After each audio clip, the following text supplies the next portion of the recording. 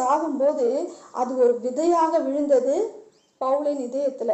அவன் சவுலாக இருந்து அதை செய்த அந்த காரியத்தை பவுலாக மாறி பெரிய சுவிசேஷகனாக மாறி அந்த பெரிய அளவுல ஊழியத்தை செய்தார் புறஜாதியாருக்கு பவுல். ஒரு முடிவில் இப்போதான் ஆரம்பம்னு சொல்றத போல பவுலுடைய பிரசங்கத்தின் ஆரம்பம் அங்கே நிகழ்ந்தது. அநேக புறச்சாதிகளுக்கு சுவிசேஷத்தை அறிவிக்கிறவனாக அந்த இடத்துல உயர்ந்தான் பவுல். இது போலதான் இன்றைக்கு உங்களுடைய கவலைகளும் கண்ணீரும் முடிவுன்னு நீங்க நினைச்சிட்டு இருக்கலாம். ஆனா அது முடிவல்ல.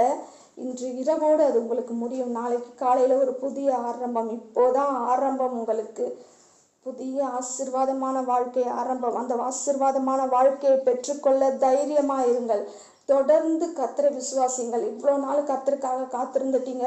இன்னும் ஒரு நாள் கர்த்தருக்காக காத்திருந்த அந்த ஆசீர்வாதத்தை பெற்றுக்கொள்ளுங்கள். கர்த்தர்